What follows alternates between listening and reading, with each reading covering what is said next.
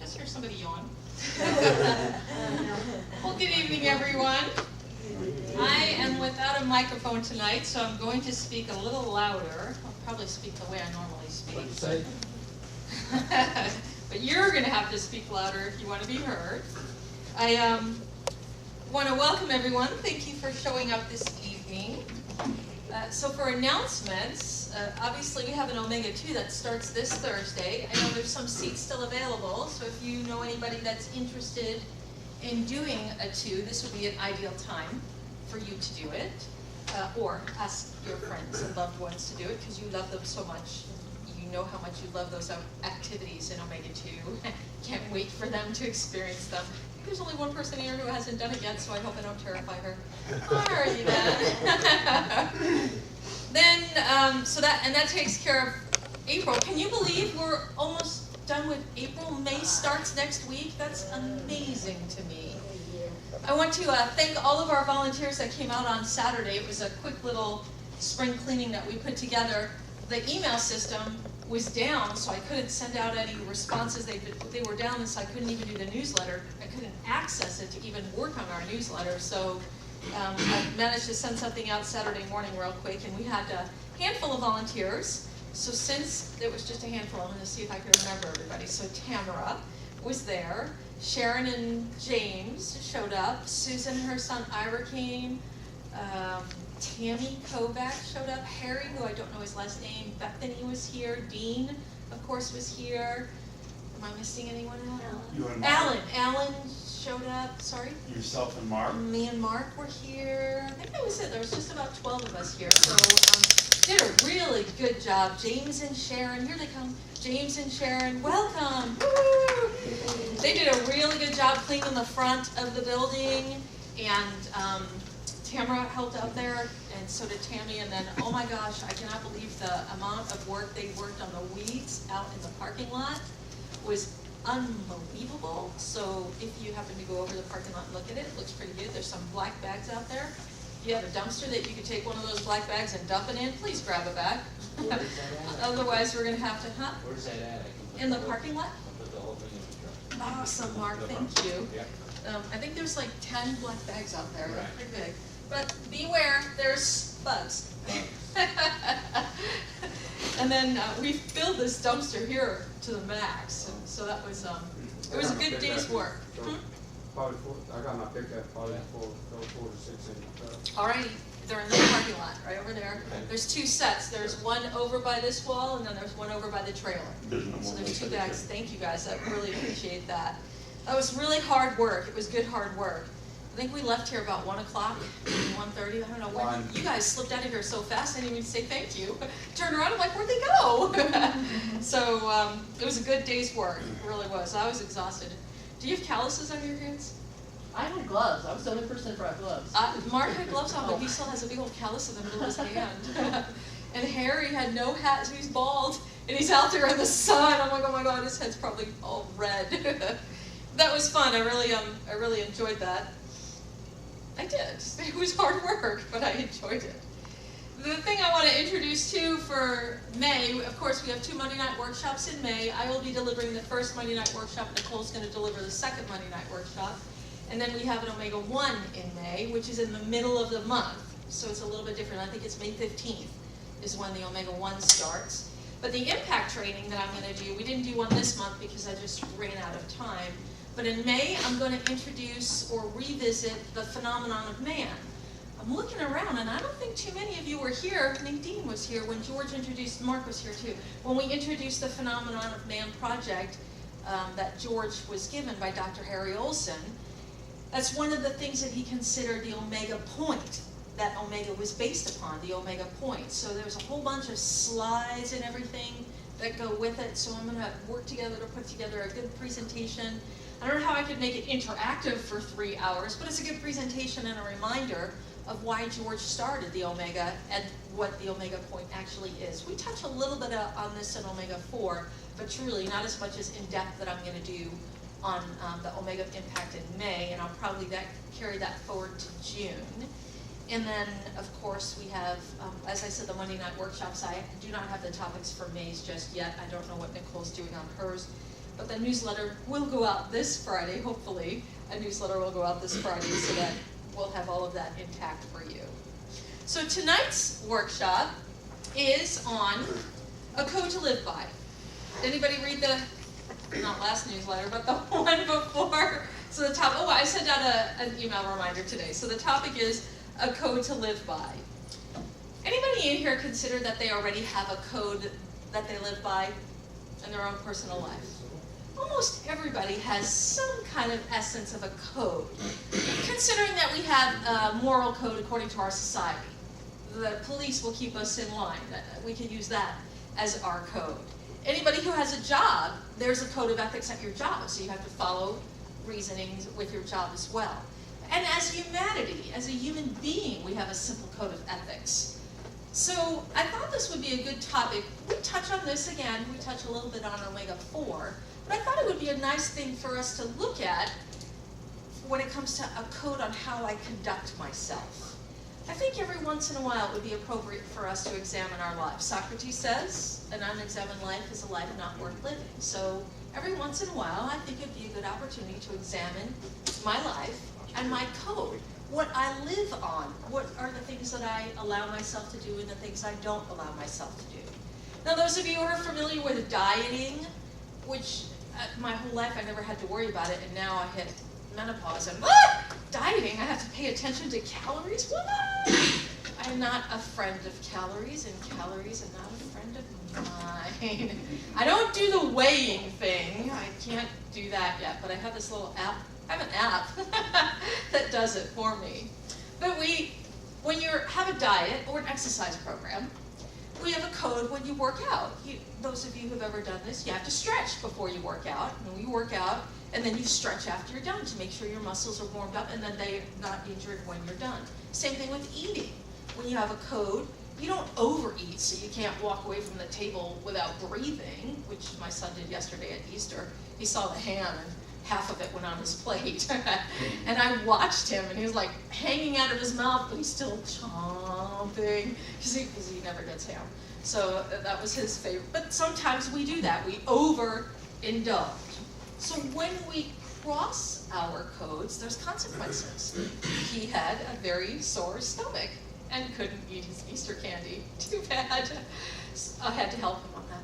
So when it comes to a code, we have something that we determine. Now I'm talking about a personal code. You can look throughout history. All the ageless wisdom teachers, any philosophy or religion, there is a structure. Anytime there's a structure, there's a code. So all philosophers have had a code in which they instill their disciples in.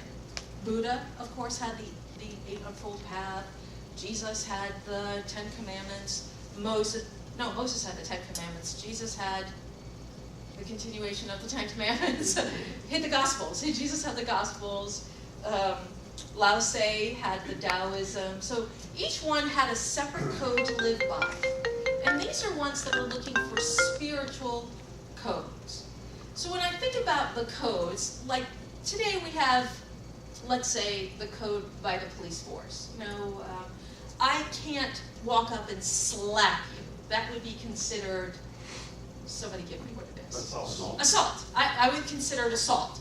So if I slap you, I could literally be charged with assault, even if you deserved it. But that's what courts are for. Then I go to the court and I say, well, they did such and such, and then you'll say, well, she did such and such, and then the judge determines what the punishment is. So in society, we have laws in place to keep us orderly. Companies have laws in place to keep us orderly when we're in business.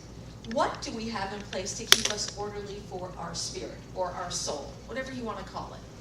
What are some of the things that we have in place to keep ourselves in line, where we're the ones who hold ourselves accountable? Now this is an interesting topic in Omega-1. We give you a list of agreements, 14 very simple agreements. All of you have been through Omega-1. On Thursday night, after we come back from the break, is it all wonderful and joy and daisies and rainbows when people have broken agreements? No. What do we have? Well, you should have told me that. And we get defenses and upset and in your face, and people even leave because we're holding them accountable. So, integrity, we can look at integrity. That's one very core code that as an individual, I would hold myself to. Now, sometimes externally I can be held accountable, but internally that's where I falter. I'm the one who says I'm going to get up and work out, and then there's that snooze. And then I hit the snooze again. And then, oh, I got to get up now, and I don't have time to work out because I got to make my son's lunch. And before you know it, I don't do what I said I was going to do. Now, in the grand scheme of things, is that going to affect my life? No.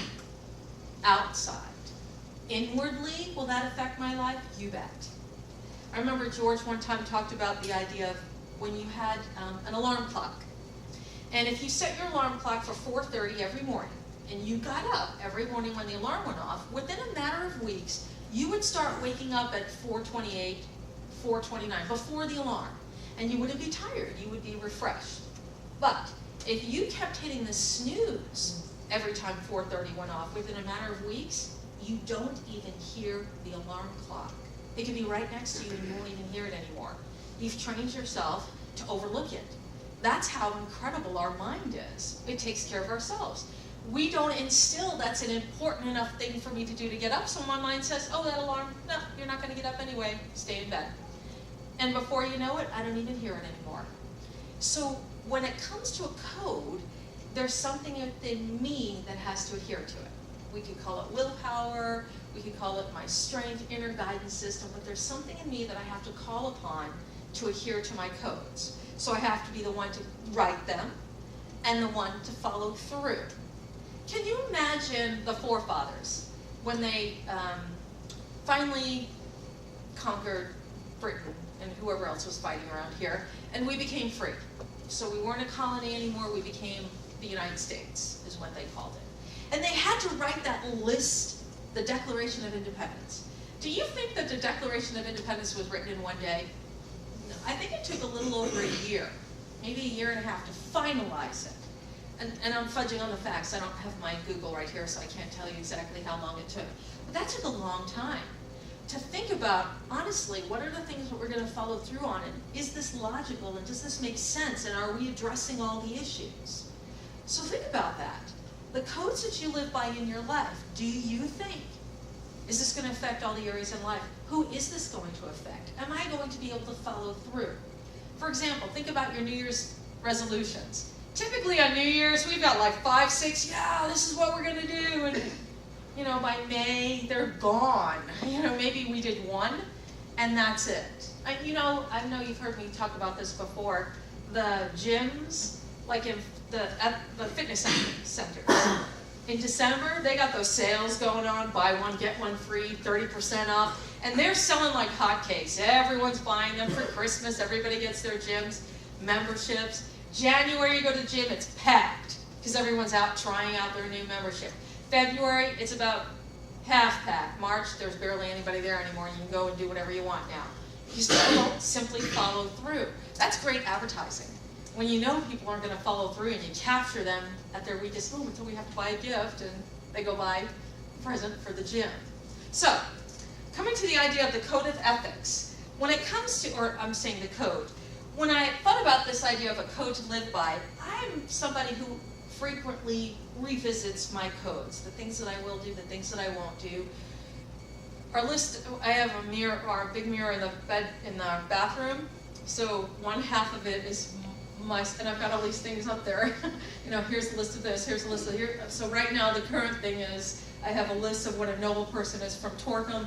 Underneath that I have another list from Edmund Shaftesbury. Underneath that I have another thing, I think it's from Torquem. And then in the middle we have, so we have our stuff on a mirror to remind me. And every once in a while I'll change those out just to do another. So I'm constantly working on a code, revising and editing myself, let's say, if I could use that as an appropriate term. Mark's 2, just stay there. He edits himself, he really does. I'm going to put it down. He can edit this out, it doesn't matter. So, when it comes to our codes, editing, myself, is what I typically do.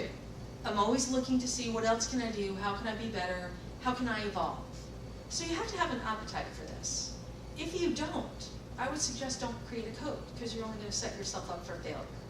But if you do have a desire to evolve, to expand, to make a contribution to humanity, then this is something you might want to adhere to. And you have to consider consequences. What will happen if you don't follow through on your code? It's got to be something so severe enough to make you want to complete it. There's a line in here that I found. In law, a man is guilty when he violates the rights of others. In ethics, he is guilty if he only thinks of doing so. So even if you don't follow through on the action, just your mere thoughts offends your ethics. That's somebody who has a high code or ethics to live by. That's why sometimes when you have people say, oh, well, just lie, oh, just lie. Just tell a little white lie. How do you draw the line on that? How do you draw the line? So I struggle with the Easter Bunny. How do you tell the grandchildren there's an Easter Bunny? There's a TV bunny. So I can't do that. I really struggle with Santa Claus. I really struggle with Santa Claus. So I get, well, there's presents. And so I'm in this thing now. So our son's 12. And how do I keep up? Like his friends aren't believing in Santa Claus anymore. So how do I keep up the charade? So I've been not saying Santa Claus. I've been saying, oh, Santa's helpers. One of Santa's helpers came and helped us out, kind of try to get around, but that's still almost a lie, because I'm adhering to the theory of Santa Claus. Now, when it's dealing with children and their imagination and creativity, is that considered a lie? Do we want to, if we think about the whole thing, is it really just about giving? And so if that supports the idea of giving, is it acceptable to talk about Santa Claus? It's a fable. Okay, if you can say a fable, good, I'm good to go. I can talk about a fable. But don't ask me if he's a real man coming down a chimney. I'm not going to be able to answer that. I think that's where he comes. I mean, that's pretty much what I say. I think he comes there. I don't know, he might use the front door, but I'm still alluding to the idea that there's an individual. Now, that's my own struggle, so you don't need to be concerned about that. But I want to go to Webster's definition. I went to Webster's. When I went online, I usually Google whatever my theme topic is. I'll Google and I'll hit images to see if I can find an image to put up on the workshop, because I always put a little image up in the corner. Well, when I hit code on Google today, I was really surprised at what came back. What I got was barcodes and computer codes. So there's pictures of computer codes, and it never occurred to me that that's what a code would be, the barcodes and the computer codes. There was even a good picture of the Matrix. You remember the Matrix with all the numbers flying? I thought about grabbing that, but no, I went with something different. So here's the definition of code when I went to it. Merriam-Webster says, the first thing is, it's a systematic statement of a body law, especially one given to a statutory force. So that's our police force. Right here, this is the laws that are put in place to keep us as a civil society, so that we all adhere to the same codes of what we live by. You can get in the car, you get to a red light, everyone stops at the red light. There's no barrier that pops up and makes everybody stop. We all stop because that's the law. So we adhere to the law. That would be considered that definition. Number two, a system of principles or rules, like a moral code. So the principle of rules, this could go along within religion. Religion has their moral codes and their moral ethics. Number three, a system of signals or symbols for communication. Also, a system of symbols is letters and numbers used to represent assigned and often secret messages. So our children today are really good at this. LOL, does everybody know what that means? Yeah, LOL, IDN, INK, IDK? Yeah, everybody know that one. So they speak an entirely different language than we do. They don't even use words, it's just letters. So when we have that, like B4, the letter B and the number 4, that's how they spell B4. This is really funny, this is a side note. So in one of my teen programs, I had them write some stuff out, and some of the kids wrote like they were texting. So I get like sentences where, before I came here, so the letter B and the number 4, I came here, and then just like an arrow or I'm like, what the heck is this? So it's curious, but that's how symbols and letters, and for communication, sign language, that's a code. So this is thank you, it's a code. It's not, I'm not speaking anything, but it's a universal understood. So that would be another one. Morse code goes into there as well. And of course we have the genetic code, that's our DNA. That's considered a code. Everybody Everybody has their own DNA. And then finally, it's a set of instructions for a computer, which is what I said before. So you writing code for the computer. Way beyond my head on that one. Now when it comes to all of these, I'm thinking about, okay, these are good codes, but let's get a practical, what does that mean? So here we have examples of a code. So the first example of my code is everyone in the organization has to follow a code of ethics. Now we can consider that here in Omega. In Omega, we all have a code of ethics that we go by. We do not disclose the training. We do not disclose the participants who are participating. We don't disclose what they've done in the classroom. So we adhere to a code of confidentiality in here. We also adhere to that nobody gets hurt. Part of the facilitator's job during a red blacking, they have to go back and forth and make sure there no violence erupts. That's one of our jobs. Has it happened in a while? Doesn't mean it won't happen. Has it ever happened? Yes. So that's our job, to ensure the safety. So even in Omega, we don't have it written down anywhere, but it's our moral code of ethics. Of course, this is anywhere. This could even be in a household. You don't yell at your parents. You respect your elders. Nobody should hit their grandparents. I mean, elder abuse just boggles my mind. You just beat up an old person? Why? Especially a family member. I don't get that. So the next one, the Army has a strict code of conduct. Any of you have ever been in a military branch? You understand they have a code of conduct, a code of ethics. This is how we run. That's what keeps the organization running well. The Marine Corps, code of ethics, their code of conduct. That's what they tell you how to become a great Marine in our defense system as well.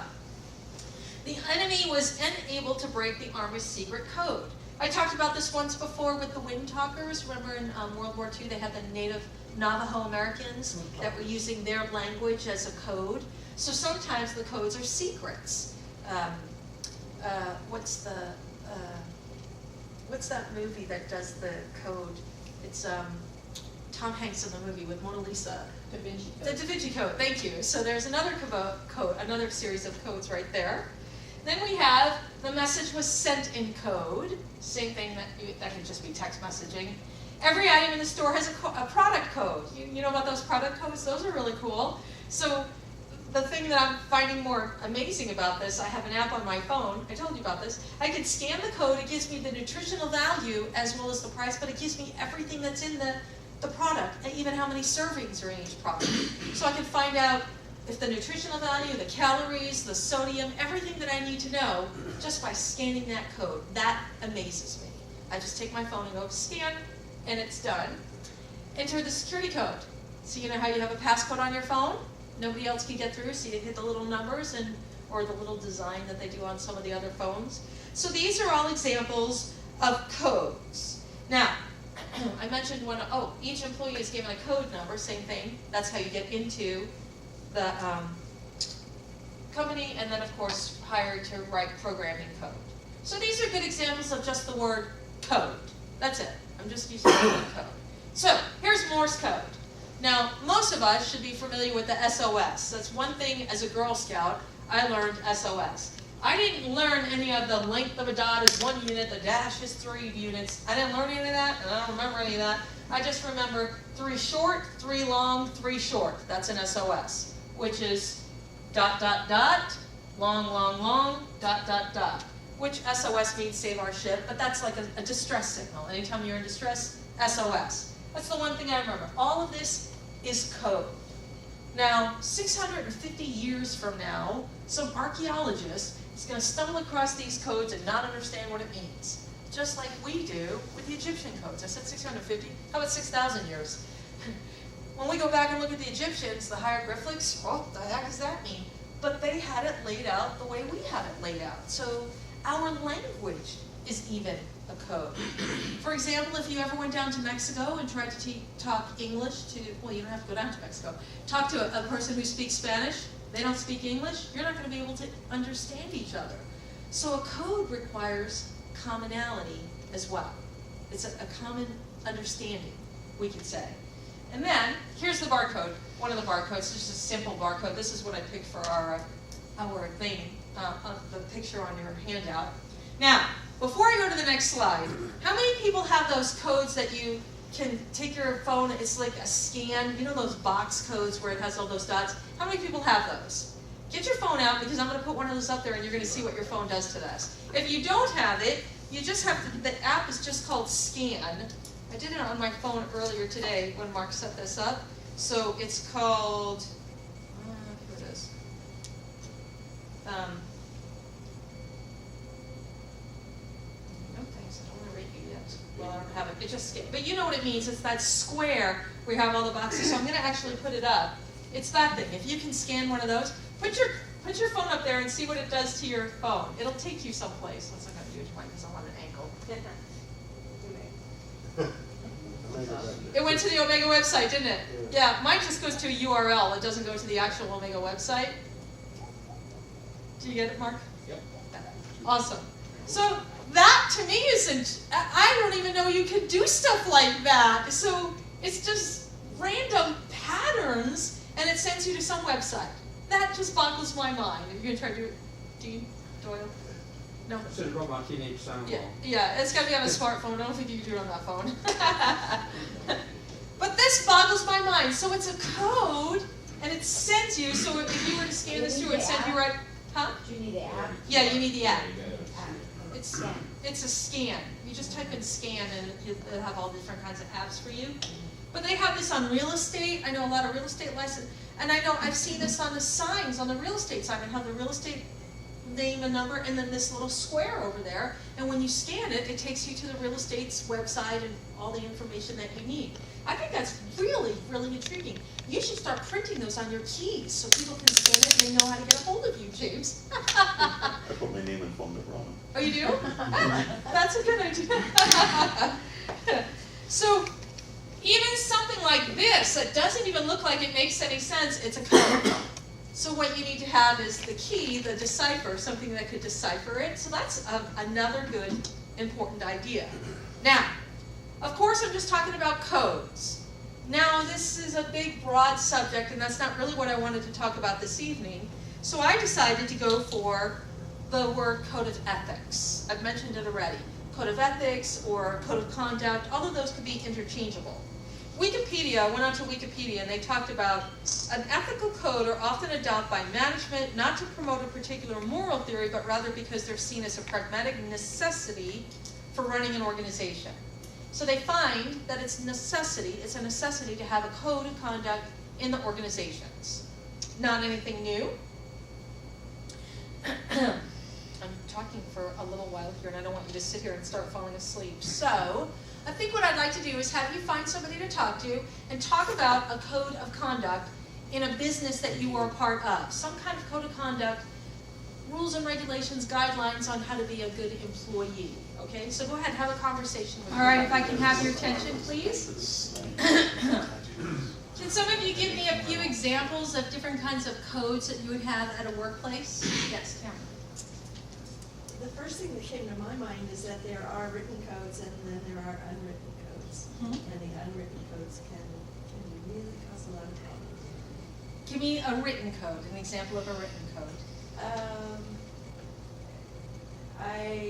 I'm in a place at one point where I'm doing quality control, and there are certain criteria that have to be met, or there's a penalty for them not being met.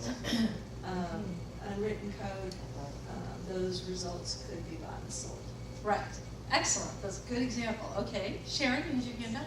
Yes, every year we have to do the sexual harassment training at my workplace, either to make sure we know how, or how to appropriate sexually harass and what not to do. Okay.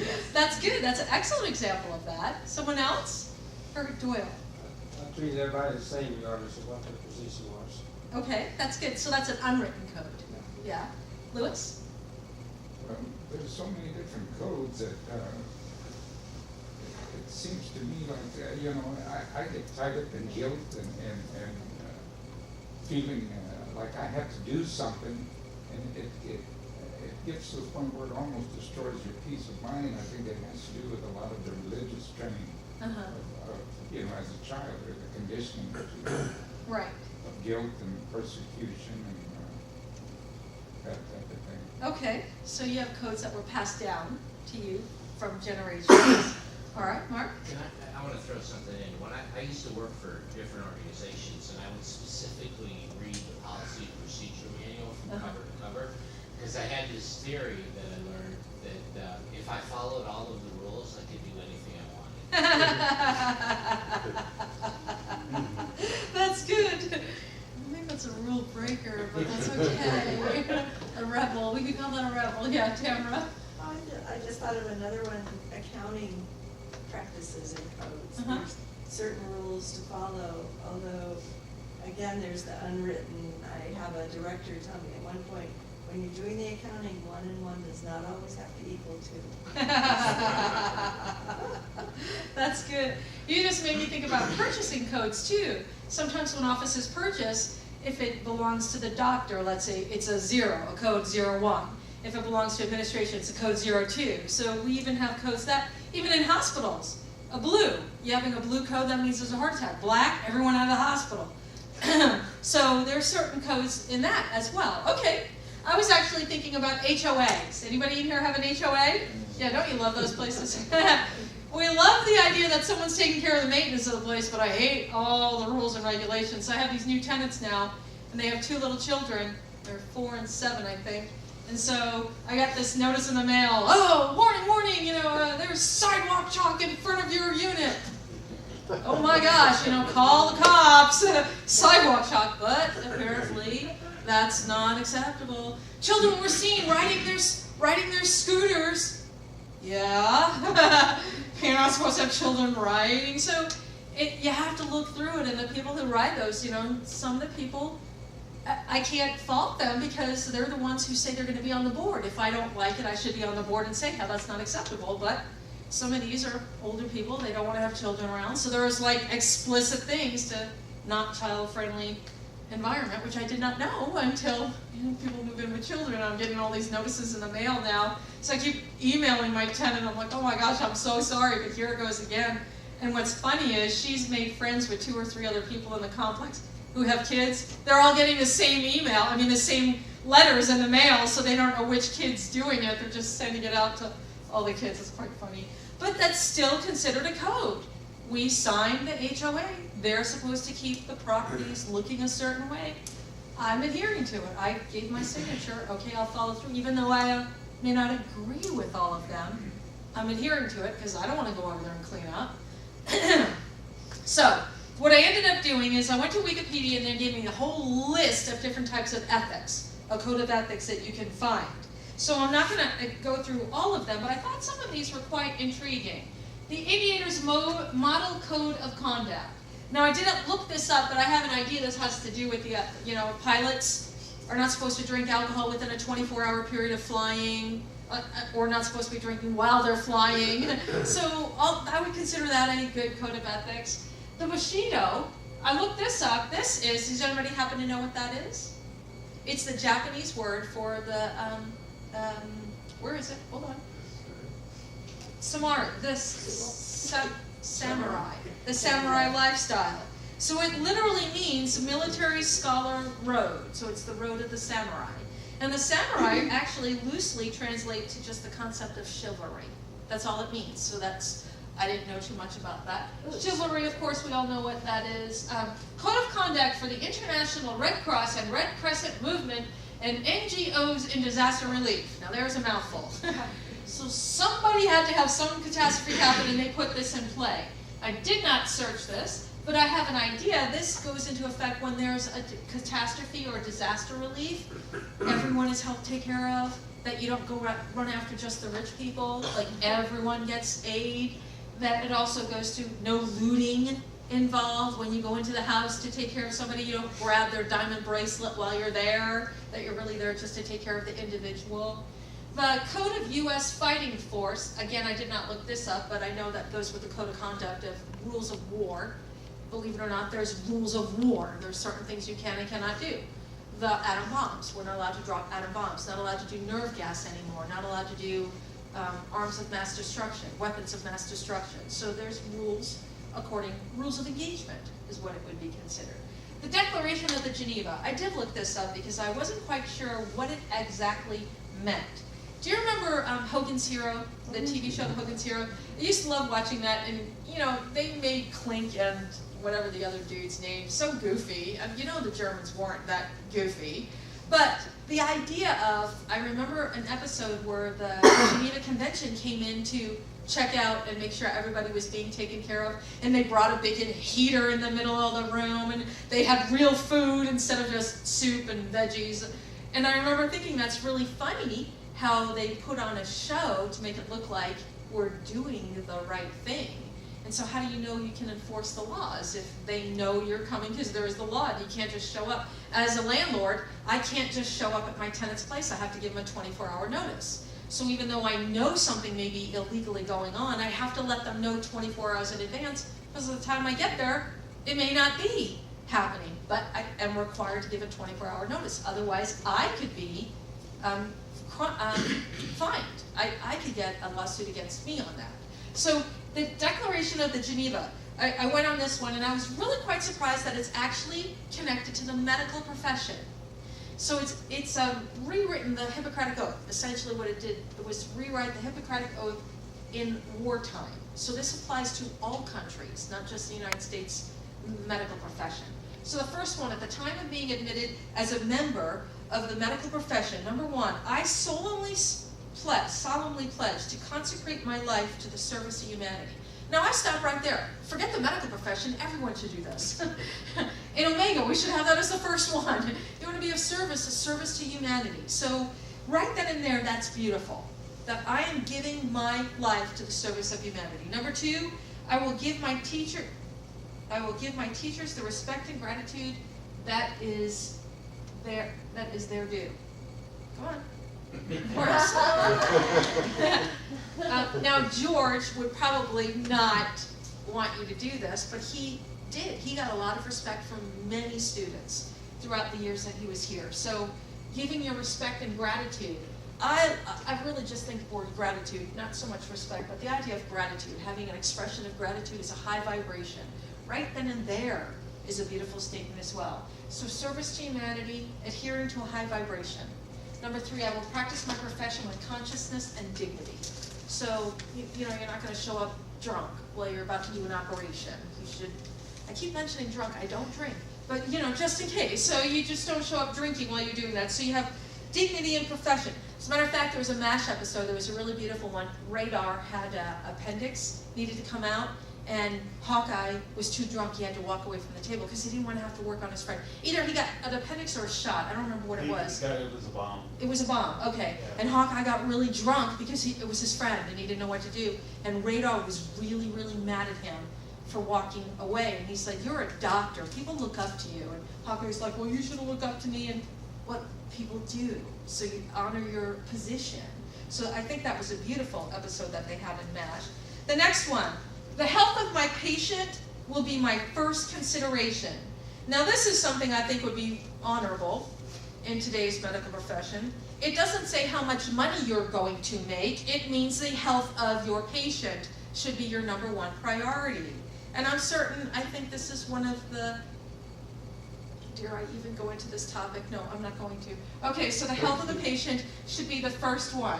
The next one, I will respect the secrets that are confided in me even after the patient has died. Now remember, this is the Geneva Convention. So if they're working on people who are spies and who happen to say things while they're induced in some kind of coma or medication and they're rambling secrets out, they cannot disclose them. That's a code of confidentiality right there. There was one great episode in Grey's Anatomy, something I found myself stumbled onto that I really like. But there was a dying patient, and as she was dying, she grabbed the doctor and said, I need you to tell my husband, this is my dying wish, tell my husband I had an affair with his brother. And then she died. So now the doctor, code of confidentiality, you're not supposed to keep secrets, or do I honor the dying wish? Which one do you do? So it was a really good ethical battle that she had. And towards the end of the show, she went out there and she was going to make one of the interns do it, but then the husband was talking about how much he loved his wife and how devastated he is, and she thought, no, I can't do this, I cannot destroy his life. And she just said, your wife wanted to tell you how much she loved you. and that was it. So she didn't honor the dying wish. She kept to keeping the secrets confidential. Then I will maintain by all means in my power the honor and noble traditions of the medical profession. In other words, you don't abuse your career. They don't abuse the drugs on people. They'll maintain a medical profession. My colleagues will be my sisters and brothers, so it's not a competition. How many operations you have, how many people are wounded, how many amputations did you do. None of that. You're all working together. The next one says, I will not permit considerations of age, disease, disability, creed, ethnic origin, gender, nationality, political affiliation, race, sexual orientation, social standings, or any other factor to intervene between my duty and my patient. So this can also be a good consideration. The movie Dragonfly, has anybody seen that with Kevin Costner? He's a doctor, his wife dies. Well, the premise is that his wife is in a, gone to donate doctors around the world, one of those things, and is missing, presumed dead. Pregnant wife, so child and wife are dead. And right after this happened, he comes back to work, and one of his first nights, there's a big mess with car accidents, and then a woman comes in who committed or attempted suicide. She's still alive, she didn't commit it.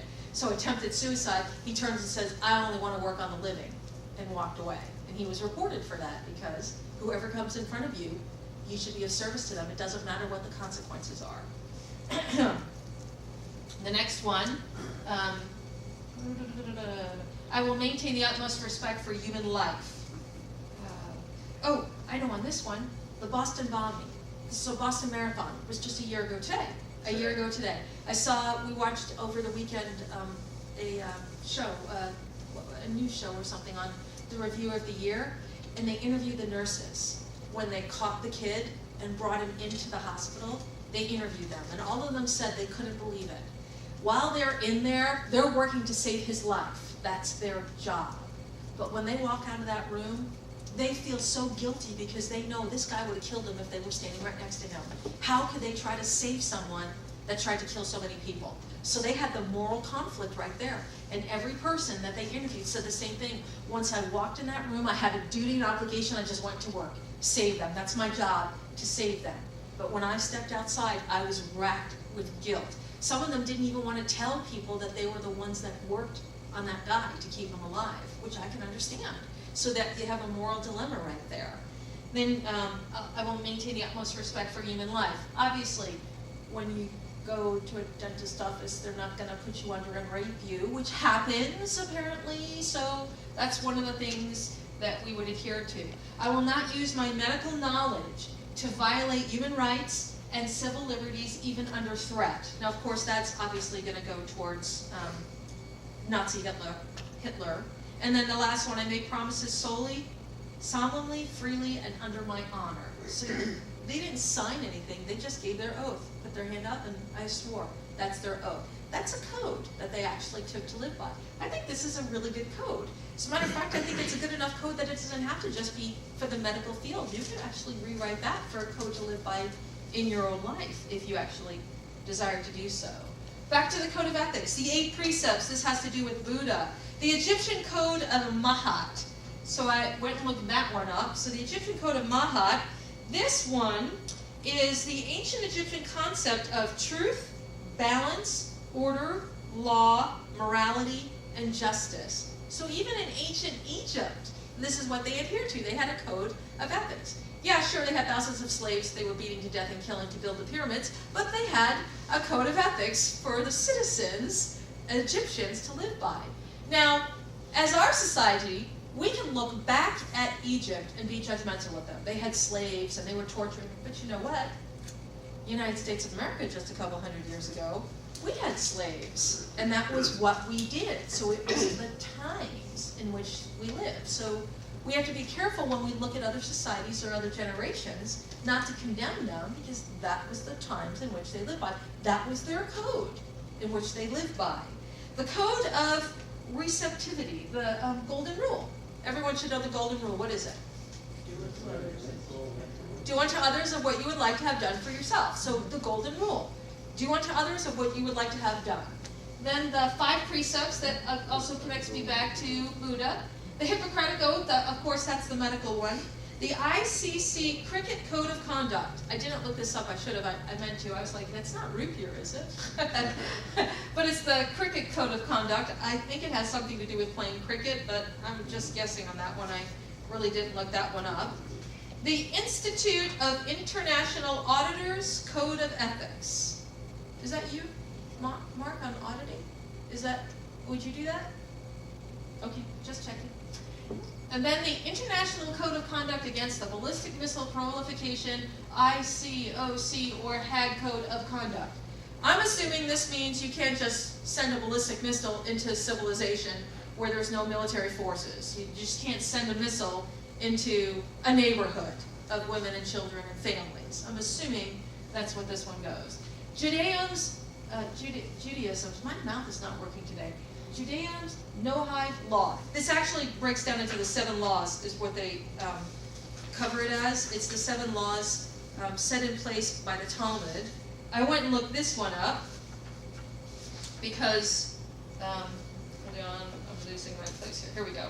I looked this up because since Easter just passed, I wanted to give due to the Jewish religion as well. So, the prohibition of idolatry. That means no idolizing gods. So it's not the Egyptians, everyone has a god. There's one God. So omnipresence. The prohibition of murder. The prohibition of theft. The prohibition of sexual immorality. Prohibition of blasphemy. The prohibition of eating flesh taken from an animal while it's still alive. People would do that. The requirement of maintaining courts to provide legal recourse. Now remember, this is by the Talmud, so this is, I believe, before the 10 Commandments, is what I'm guessing. Oh, I went past it, sorry. When I think about these, it says the prohibition, so it's just like saying thou shalt not. It's the same thing right there. So now the journalist creed, this one made me laugh. So journalism actually did have a code of ethics and a creed at one time. At one time, journalism was considered a honorable profession. Today, not so much so. So the biggest branch of journalism that I could go to that is the deficit of morality would be the gossip columnist. They can make up whatever they want and say whatever they want. And what's sad is people support them. All those magazines on the shelf as you're about to check out, and Angelina and Brad, oh, children not allowed to speak English, oh, huh? Why? But it sells papers. People's curiosity, it just amazes me on what people can buy. So the Journalist Code of Creed, actually, if you read it, it's long. I didn't print it up because it's very long. But it's designed that when you are printing something in paper, you're doing it trust and honor, and it is the truth. It's not slanted. It doesn't have your own perception involved in it. It's simply facts. We don't have that much anymore. Our facts are very blended, especially with the internet now. I like those commercials. Have you seen the commercial where, oh, I've got a date today, and he's a French model, and this big old goofy guy comes home, bonjour. And he's not a French model. Oh, but it said it on the internet, so it must be true. That's unfortunately what our children are going to start believing. I have battles with my son on this one. I read it on the internet. Really, honey? And did you check out the facts? Or, well, that's what they said. Really? Did you check the facts? So, journalism, creed, I put it up there just because I think it's so funny that I don't think there is much of this anymore. Maybe Diane Sawyer, if she isn't shooting for ratings. Maybe, some of the higher networks, Wolf, Blitzer, and who's the dude that, with the gray hair? Ooh, he's so cute. The small guy. Anderson Cooper. Anderson Cooper. So maybe if they're not doing Ratings Week or something, they really do have a code. I don't know. I've never really watched any of their shows. Anderson Cooper, I have seen him a couple of times, and he does have his own opinion that he throws in there. But he states, this is my opinion, and so at least he's being a little bit honest about that one. The moral code of the builder of communism, I'm assuming that has to do with something with Russia. Patamokahaya. Anybody can say that word? Can anybody say that word? Yeah, then I did good. Okay. So that one, this is actually a list of rules governing the behavior of the monks and the nuns. So it's their code of conduct of the monks and the nuns on how they should live appropriately in their existence, how they can exist together. Then the pirate code of brethren. The pirates have a code. It's actually, they all have to have a parrot and a patch, but there's an actual code among pirates. Now, this wasn't just started by the Somalian pirates. The actual code of pirates was first introduced in the 17th century by Portuguese pirates. His name, he was a buccaneer, his name was, I'm not even going to attempt to do that. I'm going to say Bartholomew, but that's not what it is. Portuguese, whatever. Generally, each pirate crew had its own code of articles, which meant it provided for the discipline of the crew, it provided for the division of the stolen goods, who got what, it provided for compensation for injured pirates. So if you were injured, you got a little compensation because you went above and beyond pirate mode. You suffered an injury, so you get a reward for that. But there's a code among pirates, which naturally led me to think about gangs, the mafia. They have their own code too. So even though it's an illegal or criminal act, there's still codes that are adhered to, and I find that very funny. But you know what? If there wasn't a code, it wouldn't work. It wouldn't work if there wasn't a code. The mafia wouldn't work if there wasn't a code. So the codes actually exist to keep organizations thriving. So I just thought that was quite funny. The Pirate Code of Brethren. It sounds so wonderful. The Quran, of course, that's for the Islams. Israel Defense Forces, the Code of Conduct. I read a little bit on this. It's the same thing. They will not attack civilians. They would not intentionally send missiles or to places that do not have war. Journalism. What's the word? Bases, military bases. They won't attack places that are non-military bases. And then the Yamans and the Nima of the Hindu scriptures. So that's just the basic of how to be a good Hindu. So all of these are different types of code of ethics that we've lived through. I've got more. Rules of Saint Benedict, thank you. The silver rule. Does anybody know what the silver rule is? I thought this very funny. So what's the golden rule?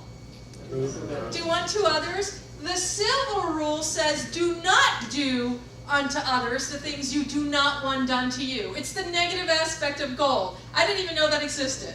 So the golden rule is the positive do unto others. The negative rule is considered the silver. Do not do things to others that you don't want them to do with you. So if you don't want someone to slap you, don't slap them. If you don't want someone to yell at you, don't yell at them. That would be considered the silver rule. So you can kind of combine the two of them together, gold and silver. But I've never heard of that one before. Thomas Percival was along the first medical one that he did before the Hippocratic Oath. The 10 Commandments. This is a good one. I have before you the stone tablets that were presented to me. Not by God, but by George. So somebody gave these to him. This was hanging in his office for a very long time. The 10 Commandments, which have been rewritten so many times so people can understand them in many different versions.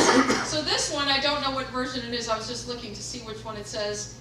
It doesn't say if it was King George or whatnot, so I'll just read to you. Thou shalt have no other gods before me. I keep hearing Charlton Heston's voice. Thou shalt have no God before me. So I thought, okay, why is that a commandment? Okay, so there's only one God. You can't worship any other God. Thou shalt not make unto thee any graven images or any likenesses of anything. So in other words, no idols. Thou shalt not take the name of the Lord in thy God in vain. Well, I already broke that one.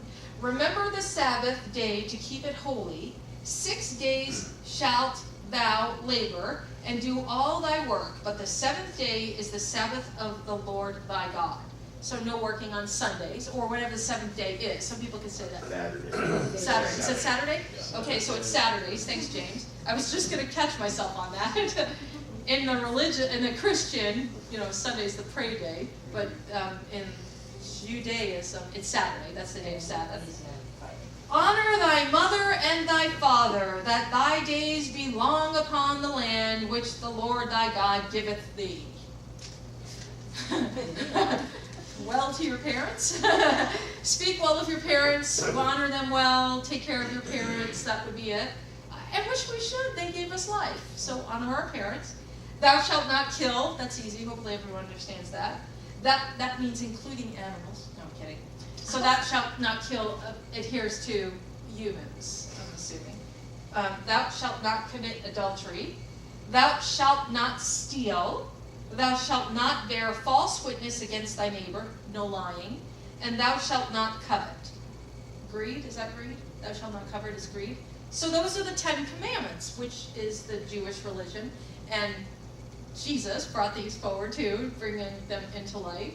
I'm still stuck on what are the things that Jesus, besides the miracles and everything, but he didn't present any code of ethics, did he? Does anybody know if he did? I don't think he did. Okay. Gosh, I hope I'm not going to go to hell for that. Okay. Well, maybe not per se, but maybe more by example. By examples, I would say that's probably it. He was exemplifying and he was cleansing, fall into that. Okay. And then the 10 Indian Commandments. This was a little intriguing as well. They're referring to the Native Americans. And somehow, along the way, when it wasn't Christians that landed, it was the Quakers. When they came along, they kind of built commandments for the Native Americans, which I found a little offensive, so that's why I didn't really want to put it up there. We're going to tell you what your commandment should be. So, but that's considered a code of ethics on that as well. The next one, the 10 precepts, this is Buddhism. Then we have 10 precepts in Taoism, Uniform Code of Military Justice, the Warrior's Code, and then of course the Psychiatric Ethics, Mandarin Declaration of Ethical Standards for Psychiatry. Did I say that all right? Oh, that was a mouthful.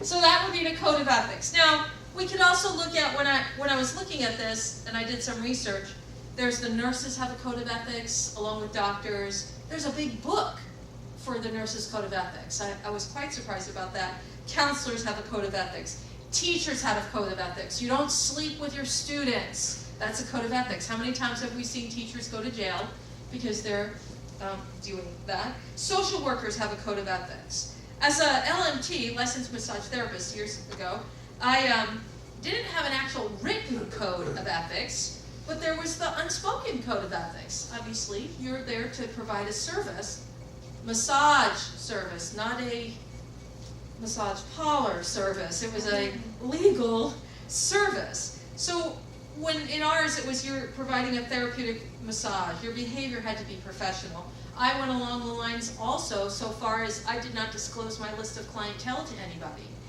What I ended up doing is I went into the sports massage because you knew what you were getting and it wasn't, implied, oh, you're getting a massage. Because when I first started back then, massage was not considered a profession. It was just one of those optional things that you could do in some back alley somewhere. So it wasn't something you really talked very proudly of. Where today, licensed massage therapists are considered a code or a behavior, an official for health. It's an official venue that you can go to. Chiropractic, the same thing. So I went into sports massage because I wanted it to be very clear that's what you're going to get is a sports massage. And I kept my clientele very confidential because I'm working with professional sports figures, So that's very important. If you want to have your clientele, you want to make sure you're not talking about them. A lot of celebrities, when they elicit or solicit assistance, they have a code, and they have code of confidentiality that people have to sign. Michael Jackson had pages and pages. Oprah Winfrey, same thing. Pages and pages of things they have to sign that if you work for them, you cannot disclose certain things that happen in their household. So that's not just in out here. It can be personal as well. We can have our own personal code of ethics. Now, can I have my hot chocolate, please? My voice is going. What I thought I would do this evening is, thank you, sir. What I thought I would do this evening is give us an opportunity, since I've been talking about a code of ethics, is for you to write your own personal code. A code that you would like. So I've given you kind of an illustration of some different variations of codes that are out there. But I want to bring it back to us on our personal quest, our personal codes. Not yet, Mark. The Cahill Gibran the Prophet. Have you anybody know about this, Cahill Gibran the Prophet? This is a really good book. And it was designed like a code to live by. So when it came to this, Cahill Gibran, a poet, a philosopher, he was a poet, a philosopher, an artist, and he was Lebanon, that's where he's from. he put together this book. If you've ever looked through this, the different topics that he has listed on things that this teacher talked about was love, marriage, children, giving, eating, work, joy and sorrow, houses, clothes, buying and selling. Every topic that you can imagine, he presented. I want to just go to law, because, oh crap, I just pulled that out. I wanted to go to law, page 44. Law, the whole premise of this is this wise teacher was leaving them, and they were asking him for his wisdom before he left them. So somebody said, a lawyer said, speak to us of laws. And he answered, you delight in laying down laws, yet you delight in breaking them. Like children playing by the ocean who build sand towers with consistency and then destroy them with laughter. But while you build your sand towers, the ocean brings more sand to the shore. And when you destroy them, the ocean laughs with you. Verily, the ocean laughs always with the innocent. But what of those to whom life is not an ocean, and man-made laws are not sand towers? But to whom life is a rock, and a law a chisel, the law a chisel which they would carve it into their own likeness. So what about the cripple who hates the dancers? Of the ox who loves his yoke and deems the elk and deer for the forest stray and vagrant things? What of the old serpent who cannot shed his skin and calls others naked and shameless? And of him who comes early to the wedding feast, and when overfed and tired, goes his way saying that all feasts are a violation and all feasters are lawbreakers? What shall I say of those that say that they too stand in the sunlight, but their backs to the sun? They see only shadows, and their shadows are their laws. And what is the sun to them but a caster of shadows? And what is it to acknowledge the laws but to stoop down and trace their shadows upon the earth? But you who walk facing the sun, what images do you draw on the earth? Who can travel with the wind? What weather vane shall direct your course? What man's laws shall bind you if you break your yoke, but upon no man's prison door? What laws shall you fear if you dance but stumble against no man's iron chains? And who is he that shall bring you to judgment if you tear off your garment, yet leave it no man's path? People of Orphalia, I think that's the name of it, you can muffle the drum, and you can loosen the strings of the lyre, but who shall command the skylark not to sing? So what he's talking about is we try to put laws on everything, but there's some laws that cannot be placed. There's a spirit that cannot be broken. So when it comes to the laws, the code of ethics, what I thought I would do is give you an idea of positions to take in our lives, because that's really what you're going to do, is take a position. These are things that I will adhere to, and these are things I will not adhere to. That pretty much is a code of ethics. The things I will do, and the things I will not do. That presents me with a clear, defined line of my own code of conduct. Does my code of conduct have to match yours? Absolutely not. Now, I'm not talking about the laws of the land. I'm, again, addressing my spirit, my essence, my core. What are some of the things that I want to instill upon myself? I will be the only enforcer in my own code of conduct here. Torquem is another good example. He has tons and tons. If you've ever read Torquem's books, he always presents you with tons of lists of things to do. And I mean, my mirror is filled with lists of things to do from Torquem. So he presents the same idea, the different types of things to do and not to do. George talked about this as well. He thought it was very important for us to have a code to live by, and a code to die by, too. That was something he never forgot. You have to have a way that you know you're going to die, the way you want to embrace death, the same way that you embrace love. So with this, I'm going to have the guys come down. We're going to hand you the handouts for today. But on the very back, I just want you to have the back sheet, because this is, and a pencil, something to write with. You have a list up here. It's going to say the code of conduct. You'll have two places there. Things that you will do and things that you will not do.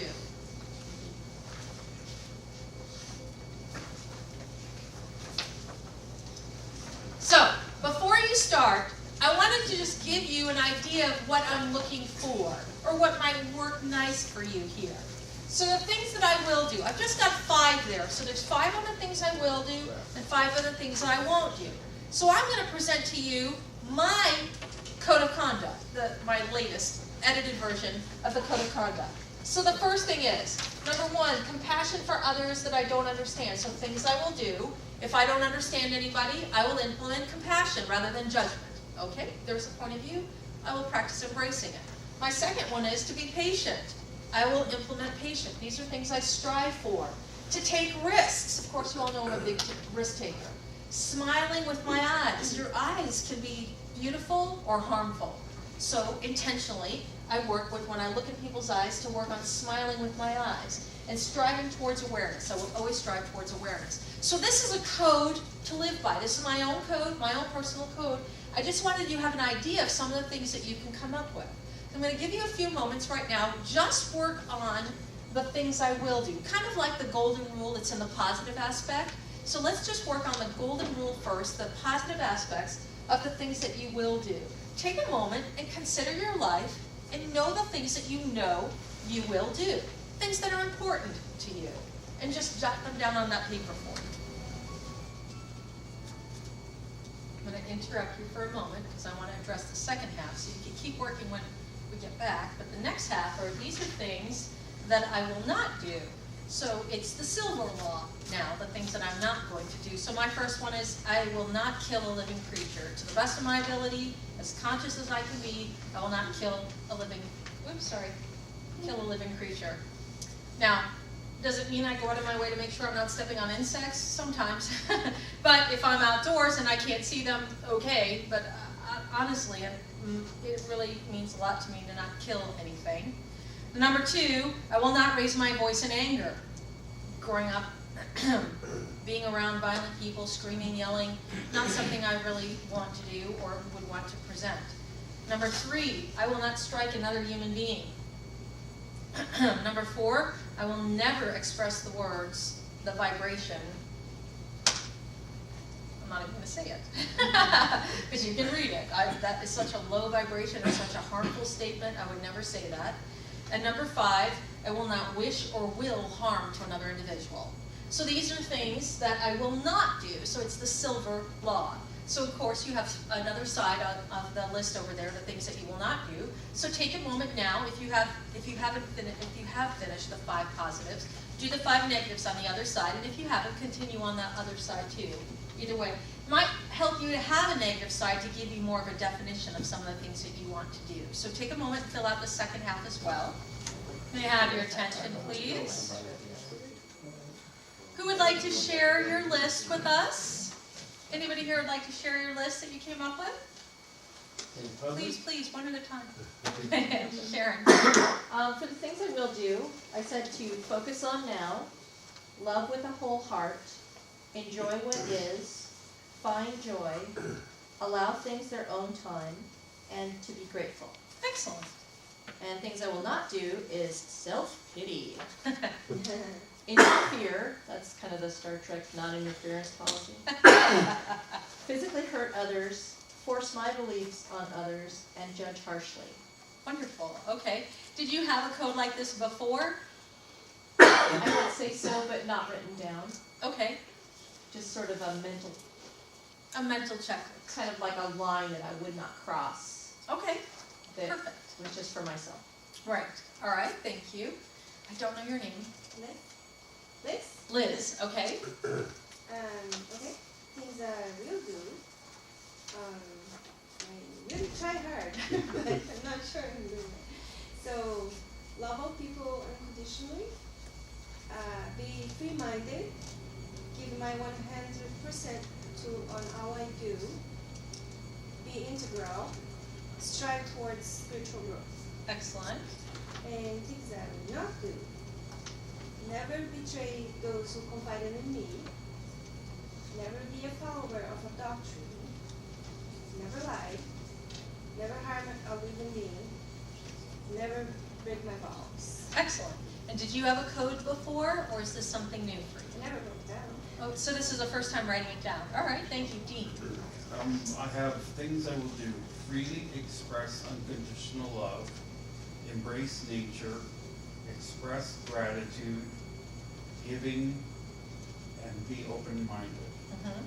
Things I will not do is rage, express hate, ask others to do what I am unwilling to do myself, take more than I give, or add stress to life. All right, excellent. And did you have a code before?